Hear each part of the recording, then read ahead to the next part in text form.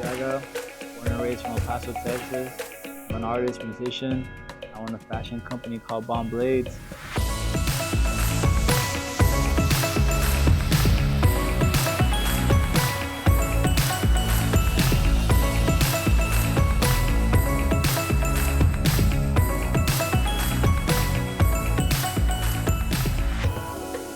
Hello, everyone. We'll be here. I'm your host, Arsenio Palermo.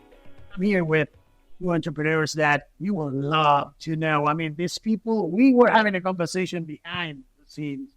It was so interesting that I can only imagine how interested you will get. Right here, I hope that we have more than 10 minutes. And whatever we have, we're going to make it count, and I'm going to let my friends introduce themselves. Hi, how's everybody doing? My name is Joshua Artiaga, born and raised from El Paso, Texas. I'm an artist, musician. I own a fashion company called Bomb Blades. I'm very interested in being able to help grow the culture of El Paso, and I'm doing so at the moment. And I'm very blessed to be with everybody here right now. And this beautiful lady here, the reason why we say the lady for the last, because she's wonderful too, and we want to hear about her. Thank you. Well, first of all, I'm not sure what camera I'm supposed to be looking at, but I wanted to say thank you. That little thing that goes right there. So my name is Ileana Isabel Bienfando, also born and raised in El Paso, Texas. I am an entrepreneur and a single mother to 5 of me, 3 children. I also am an avid when it comes to the music within the city. I run a nonprofit organization here. I also have a clothing brand that I run for the past 3 years and just launched a brand new brand a couple of weeks ago. So I'm excited about that. A little bit about me. Ileana Isabel, I love, your second name is my mother's first name. So I really love that name. I really want to call you Isabel instead of Ariana. Can I? Yeah, do it. That sounds good. Well, guys, tell us a little bit. We're going to start out with Isabel. Tell me, how did you decide to become an entrepreneur? First of all, you're a lioness. You say you're a mother of 5, right? Yeah. You're so young and you're vibrant, and that's fantastic. My family used to teach us. There's a mother who takes care of her kids and just alone. She turns into a lioness. I am, though. I will bite if it's necessary to. As you should. Absolutely. We're not going to make you, we're not going to promote you anymore. But tell us, how did you start? How did this actually spark came out and about you got to where you are? Well, actually, it's a funny story, but when I was a little girl, my mom was a single mom as well. And at that time frame, I was 7 years old, and there was this little toy called the Tamagotchi pet. You were raised around the Tamagotchi. Yes. No. He doesn't know. You don't? Well, he's too young. Yeah. He looks in, but I'm going to tell you something. I had to. Oh my gosh. The first one died so fast. It's almost embarrassing to talk about it, but yeah, I remember the Tamagotchi. Yes. So I was a little girl in 2nd grade, and I really wanted a Tamagotchi pet. But these were like the new technology that were out there. So I was like, man, I want one. But my mom, she was a single mom. She couldn't afford to buy us one, and they're kind of pricey. So when they stared, when they came out, they were, now people will find it at the dollar store. Vintage stores, right. Back in the day, Tamagotchis were really expensive. Sorry, my dear. No, okay. So my mom, she figured out a way to get them. I'll get them for you, but sorry, I'll go half. Typical parents, what they will see from their kids. But at that time frame, I was just like, no, I want one, and I wanted one so bad. I'm like, I'm going to figure out how to get money for this. So I found this little tin of a cookie tin that my grandma had when she ate her candy. She was diabetic. At the time, she would hide and eat candies without anyone finding out. So I found this tin of candy. And so I went to school and I sold them for some money. Ended up making like $13. And that weekend, we would go to Juarez lot over to the border. And we'd go to Juarez every weekend and bought the bag of lollipops. $3 bag of lollipops turned into $30. $30 turned into $300. $300 turned into $1,000. One day, my mom, we're at Walmart, and she sees me just putting all this stuff in the cart. How And old she's were like, you? how are you going to pay for that? Like, what is wrong with you? 7 years old. 7 years old. And so That's an entrepreneur right there. Thanks. Yeah, I was right. just wondering, like, everything back. And I'm like, but I have money. And she's like, what do you mean you have money? And I pull out my backpack and all this money's in there. And she's like, whoa, did you steal this from? And I'm like, no, I sold candy and I made it.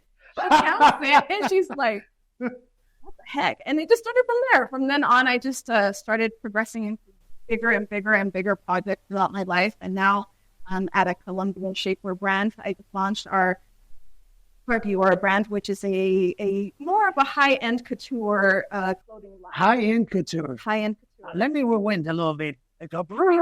Yes. Let's go back to the point where your mother said, where did you steal this from? Okay. How did you feel with that? Because you know what? That's a lot what parents do. When they see, it happens to me once. You know what I did? I was a kid. Return the money. Exactly. I did this once. I actually got, I was a kid and I wanted to buy myself a shirt and a racket. My father said, well, you have to work for that. And one day, you go to use already. So I grabbed a couple of older people. I was around 13. These people were 20, something like that. They were kind of up, people that really had money. They were talking about it. They say, you like 10? Oh, really? Yeah. Well, if you pay me like $50 each, I will teach you. I will give you 3 lessons. You're going to be able to do all everything. And then we'll take it up from there. Yeah, sure. So I did. I got was $150. First thing I did, I forgot about the racket and the shirt. I went to invite a couple of friends to get some ice cream. My mother told me like, we're stealing? Tell me the truth. I'm like, no, I'm telling you. So that's why I'm How do asking. these kids get so much money? So that's why I'm asking. How did you feel with that? Well, my mom she was like very precautious. She was wondering, well, first of all, did I steal it? And I had to tell her no. And then when I told her what I did, she was just like, you made that much money than that. And I'm like, yeah. And these were lollipops, they're a quarter. And she was like, okay, what if I buy you more? You want to do that at school? And I was so excited because now she saw me as like an investment. And I didn't understand that, But the crazy part is that I knew how much money would come if I sold it at a certain price. So at a very young age, it was just like the business woman, and it's like this is price per lollipop and how much I need to make profit and how much I need in order for me to continue. And it just eventually ventured off into a lot more ideas throughout my age. But I will say this, my life as it progresses has little different different cells that led you to now launch a high couture line clothing that's going all the way. And from here, she was talking about wires. And I know that some people actually watches this show and see this show and they're in different parts of the world. We're here in the border metroplex. This side of the border is the United States of America, so Paso, Texas. The southern side of the border is Ciudad Juarez, the state of Chihuahua, Mexico. These two beautiful people here, they're from this area. I am an insert. Like I came here 20 years ago and I consider myself a border Latin. Let's put it that way. I love so much hearing and listening about and learning about the stories of these wonderful young entrepreneurs, and I go it all the way. So, let's hear now, Mike.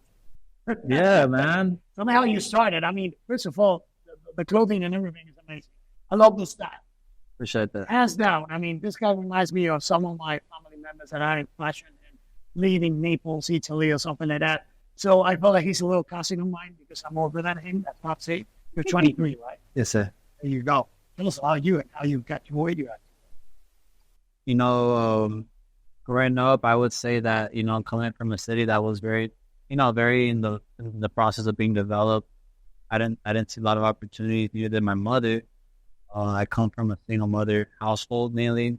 My father's been in and out of my life. And the only reason I bring that up is because, everyone has a different kind of background. Some people come from foster care. Some people come from having both parents. And, whatever the situation is, it's what it is. But one thing I learned a lot from my mother growing up is that she was a very, very go-getter kind of woman. My mom is just like Ileana herself, very lioness, very go-getting. I even look like my mom, which is interesting. So I inherited her looks and I inherited her spirit. Nah, My mom is beautiful. My mom's a very beautiful woman in every respect, character wise, as far as her way that she carries herself. She's always set a really good example, and that's taught me a lot as a young man. I mean, my dad's been in and out of my life, but the only reason I bring that up is because growing up, we never had a lot. We just had enough. We always had food on the table. I can never say we went starving. We got by, you know what I'm saying? I remember I was renting houses with cracked windows, was living in 700-foot apartment, little places with me and my two other brothers as well, to not to mention. And a lot of these things happening growing up, I never really saw or had direction from a male figure, but my mom has always guided me, and she's always put me into the faith. I have a good faith with God, Jesus Christ. That's someone I always want to be able to talk about, because that saved my life. That's changed the person I am. And with that being said, I think God's given me a vision in life to be able to begin to give more, because it's always better to give than to receive in life. And that's something I learned at a very young age. I don't know what it is, but I'm someone who loves to give more than to get. You know what I'm saying? I love to bless people, but blessing people can only take you so far before your pockets get empty. Yeah. So with myself being said, that's why I loved entrepreneurship, because the more I got to grow, the more I didn't just get to give people monetary things, things that you could give with a piece of paper. I could give people things that are memories, things that people can carry for the rest of their life. I've made people cry, people smile, for the good or for the worse. And it's time to learn to become someone who wants to push to become an impact in my community. Excuse me, Josh. You're born here in El Paso, right? Yeah, yes, sir. Yes, sir. Yeah.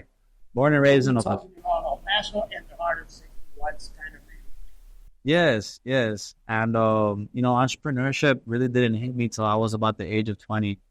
When because, just a little quick background, I went to school and stuff.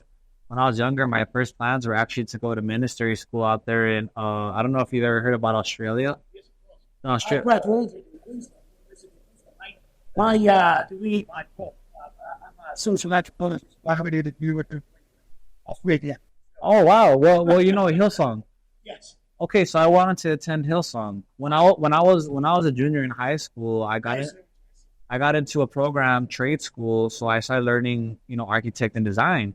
So there was this program called AutoCAD, and you could do multiple different types of industries within it: plumbing, fire sprinkler design, pretty much. And I got an internship when I was 18. I went to the second year there, and I got an internship at Fire Century Systems, just right behind Sunland Park Mall.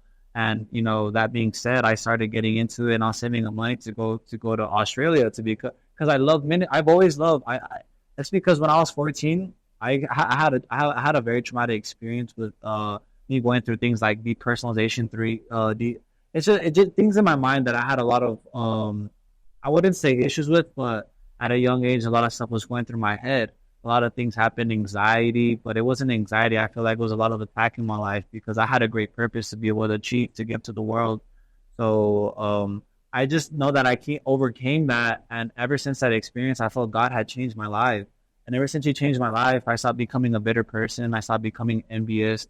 I stopped looking at the world as the problem, but looked at myself and started looking up above to see where the real solution was. And that's where I had real peace in my life. And I realized that the best way to give is to really create an empire, but first work for God's kingdom. Because in the Bible, it says that first seek the righteousness and first work for the kingdom of God, and everything will be given to you. And that's a principle I live till this day, because the more I work for myself, the more I find myself getting greedy, the more I find myself hurting and willing to be stepping on people for my own personal pursuit. And I didn't like that. In my heart, I have always had a tender heart. In this world, everyone has a cold heart. They're willing, the Machiavelli, whatever that guy says, whatever need or whatever cost it takes. Well, Machiavelli, sorry to interrupt, but Machiavelli actually has been used by politicians as they are. No matter if they come from the democratic world, autocratic world, dictatorial world, but they all use, sometimes, many times unwillingly, Machiavellian principles in order to move forward in the world of politics. And actually that, a cold heart doesn't mean that person is actually more daredevil or stronger or nothing like that. On the contrary, it usually depicts a weaker person. A warm heart, what depicts or what shows a stronger person. Yes. A stronger woman, a stronger man will show more the coziness and the embracing part of their hearts. You know? Yeah. They show that strength by doing for others exactly what they will like others to do for them. Exactly. Not demanding that others do for them, but showing what it is like to do the right thing.